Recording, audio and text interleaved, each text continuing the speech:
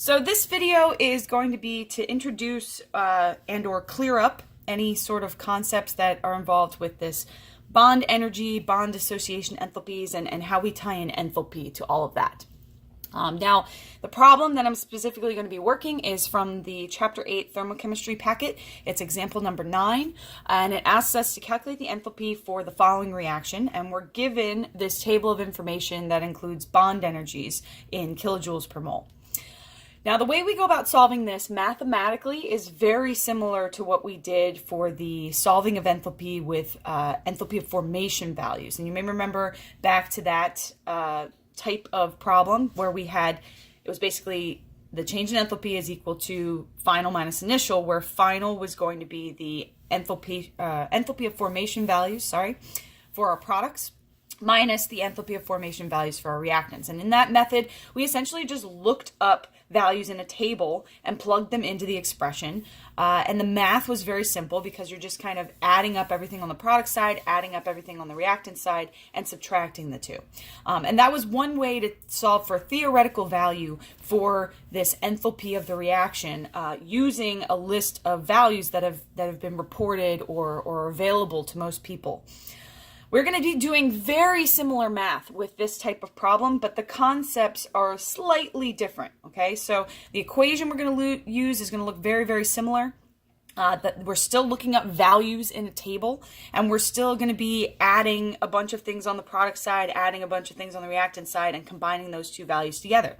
But the way we want to think about this is a little bit different. And it's always important, if you're going to learn a mathematical method for how to do something, that's fine. But make sure you understand the concepts that go into that mathematical method. If you're confused at all about why it is that we do something a certain way, you should be asking more questions. Come see me or talk to your fellow students about those concepts that go into that specific equation, because you'll just understand it better and you have a better chance of not making a mistake when you go to solve a problem if you understand where the equations are coming from.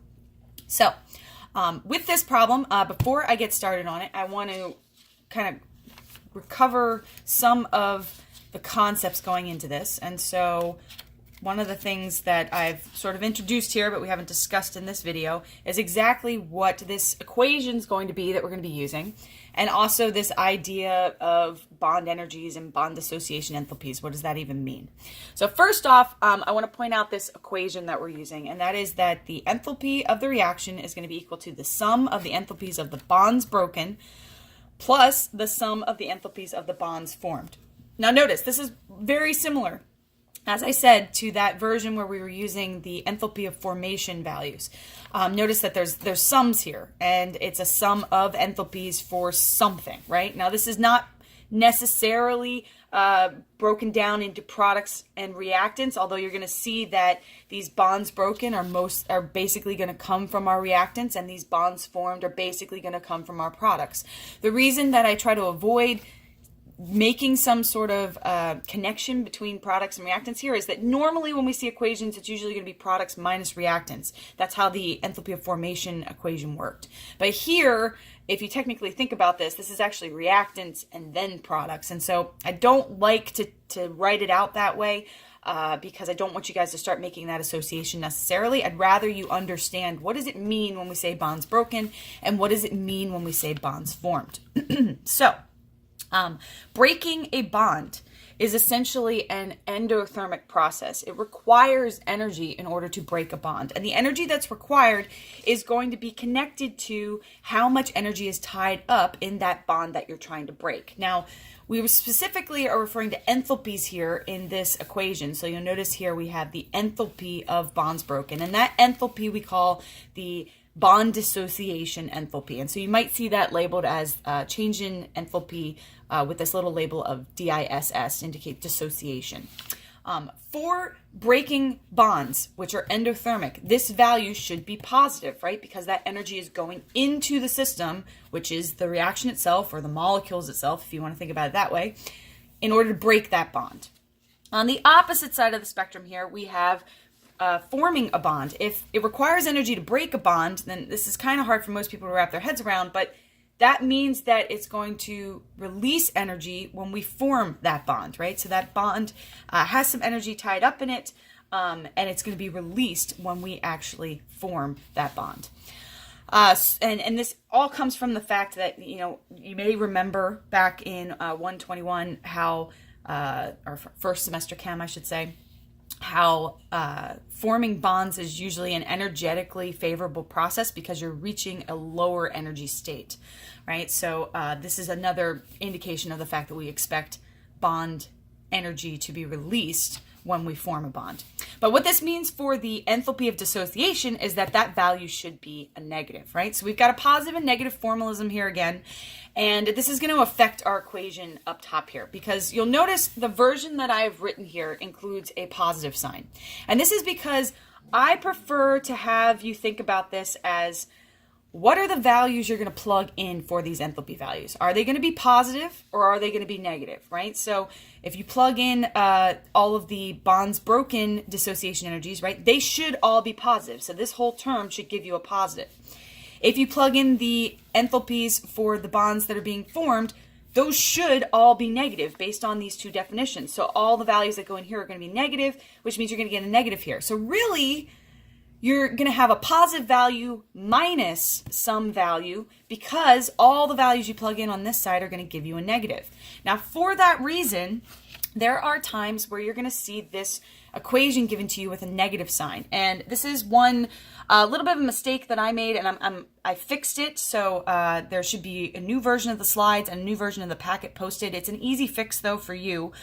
If you have this version of the equation written down somewhere in your notes, or if you're working based off of the packet that we're using, I believe I included the version with the negative sign because I was working from the textbook, and I believe the textbook has the negative sign in this expression. But I want to address the fact that these two equations are the exact same thing. It's just the way you think about them, right? And so I prefer to think about it this way because I want you to recognize what values should be being plugged in for these enthalpy values, whether they should be positive or negatives. The way that other version of the equation works, where the negative sign is already there, means that all you have to do is look at a table of bond energies and just plug the values in on both sides and not worry about whether or not the enthalpy should be positive or negative versus when it's broken bonds versus formed bonds. If that's an approach that you prefer, that's fine. I personally think that's just memorizing a method rather than understanding what the method is. And that's one of the reasons why I teach it this way. Now, the other reason that that version of the equation with the negative sign pops up a lot is because bond energies and enthalpies of dissociation, yes, are directly correlated. So you notice these are basically equivalent. But the big difference here is that bond energies will always be given to you as positive values, whereas enthalpy of dissociation is sign dependent based on whether or not you're forming or breaking a bond. So when we go to figure out what this enthalpy of dissociation is, and we're looking at a table, the tables that we're looking at are always going to be for bond energies. And so all the values are going to be positive. It's up to you to determine whether or not the value you're taking is for a bond that's being broken and therefore should be taken as a positive value for the enthalpy, or that it's a bond that's being formed and therefore that value should be taken as a negative because for the enthalpy of dissociation, because this is going to be an exothermic process. Okay, so hopefully that's a little bit clearer for everybody why we're approaching it this way. If you like this approach that I'm using and this idea of thinking about what the sign of these enthalpies of dissociation should be, then I would change in your notes everywhere. Make sure that this this equation has a positive sign and not a negative, because you'll confuse yourself if you have that negative sign there. And I highly suggest that everybody does that and understands kind of where this is coming from. So with that being said, I'm going to use these concepts to solve this problem. And you're going to see how this math, as I said before, is going to be very simple and very similar to what we did for the enthalpy of formation version of this type of problem.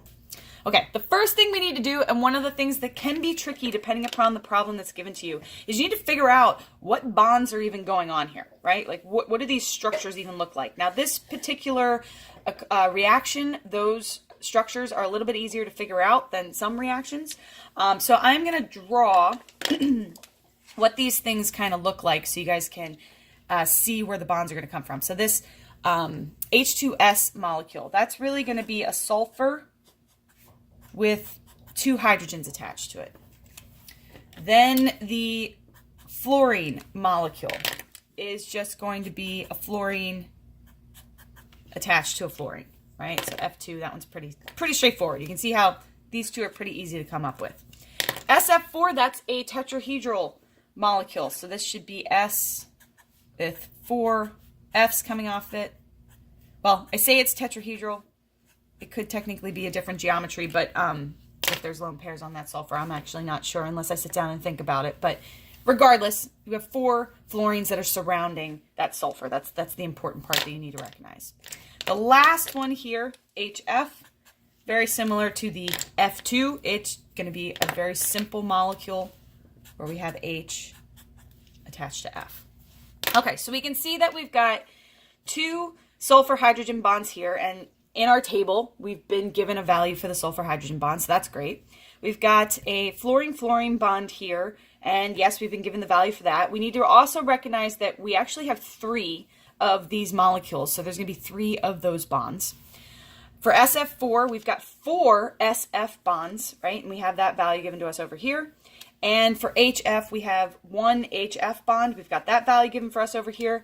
And it's also, again, important to recognize that there are 2 molecules of HF, so that means 2 of these bonds. So if we want to apply this equation, remember, this is the sum of the bonds broken plus the sum of the bonds formed. So I'm going to start with the bonds broken part. And bonds broken are going to be on the reactant side, right? Basically, none of these bonds that we have on the reactant side are being retained or preserved when we get to the product side, right? All of them are being broken, every one of these. So we're going to add up how many of those we have. Now, again, we said that we have 2 sulfur hydrogen bonds here. So I'm going to do 2 sulfur hydrogen bonds. And that is then going to be equivalent to 2 times the value we have for the sulfur hydrogen bonds, which is 347 kilojoules per mole. And essentially that 2 out in front here is accounting for the number of moles of this that we have, right? One of these molecules, each one having 2 bonds, means we have 2 moles of sulfur hydrogen bonds. Now notice, I didn't discuss this, but notice what I did there is I took that bond energy value straight from the table as a positive value because this is a bond that's being broken, right? So it's going to be positive when we add this up because that's an endothermic process, right? We're putting that energy in order to break that bond. Now for the fluorine-fluorine bond, right? We have 3 of these, right? Each molecule has 1 of these bonds. And we have 3 molecules. So we're going to have 3 fluorine-fluorine bonds. So moving this over, that means I'm going to have 3 times the value for the fluorine-fluorine bond, which we'll notice is 154 kilojoules per mole. And again, that's a positive value because this is a bond that's being broken, which means we have to put this energy in, right? So the bond energy is being put in order to break that bond. All right, so that accounts for the bonds that are being broken, right? That's all of them. So to this, we want to add the bonds that are being formed. Okay, so now, let me see, I think my color scheme here is going to fall apart a little bit. I'll just switch to blue here just to distinguish this. But the bonds that are being formed, those are essentially going to come from the product side. And so we're going to start here with this molecule, SF4. We have 4 new bonds, right? These are sulfur-fluorine bonds, and there's 4 of them in this molecule. We've got 1 molecule. So essentially we have 4 times the sulfur-fluorine bond, which means we've got 4 times the energy of that sulfur-fluorine bond. Now, this is where things change because this is a bond that's being formed. So this is the energy that's going to be released. So this sulfur-fluorine energy, I want to put in as a negative value because the enthalpy of dissociation should be exothermic in this case. and that's the energy that's leaving the system or leaving the molecule. Last one is the HF. We've got 1 HF bond per molecule. We've got 2 molecules, so that's a total of 2 HF bonds. And again, that means we're going to do 2 times the HF bond energy. So HF is 565 kilojoules per mole. And again, this is going to be a negative value because this is an exothermic process when we form a bond. Okay, so these are going to be all of the bonds that are being formed. So notice, again, if we add all these up, because I've put in negative values here, this is essentially the energies of the bonds that are being broken minus the energy of the bonds that are being formed, right? If you think about it as just looking at these energies in the table and not thinking about positives and negatives, it's really just broken minus formed. But as I've said before, I think it's important to recognize why it is that it's broken minus formed, right? The fact that if you think about it from an enthalpy standpoint, the broken ones are the ones that should be positive values and the formed ones are the ones that should be negative values. So that's why I like to do this as broken plus formed, where we actually put in negative values for those formed bonds. All right, so combining all this together, you do 2 times 347, 3 times 154, 4 times negative 327, 2 times negative 565, and you add all those values up, and you're going to get a delta H for the reaction. So change in enthalpy for the reaction, that's negative 1,282 kilojoules per mole. Our sig figs here are 3, so really that 8 is the last significant figure. And that is it for this problem. So, I know, long video, long explanation, because I'm trying to really make it clear here, how you want to approach the concepts in this problem. The math itself is very easy, but one of the biggest mistakes people make is how to interpret these values when you plug them in. So make sure you're recognizing here how these enthalpies of dissociation work, right? What it is that we're combining together. I'll also make the comment that, if you go with this approach of plugging in the broken values as positives and the negative values as formed and just recognizing that you're adding all these things together, then it really doesn't matter whether you start with the formed values or start with the broken values, right? It doesn't matter if you're just treating it as you're going to add all these things together and you're going to account for which ones should be negative. That's pretty much it for this problem. Feel free to shoot me any questions that you may have, especially those of you that did not get to see this problem worked in class. For those of you that did get to see this worked, I hope that this explanation was a little bit more streamlined or at least made a little bit more sense. I know I was a little flustered at the beginning of class with those projectors not working, so I fumbled a bit at the beginning, and I apologize for that. But I wanted to give you guys a little bit more of a polished version of this explanation so that you had a chance to go back and review it in case you were confused at all. So that's it. Good luck with doing this problem in the homework and elsewhere.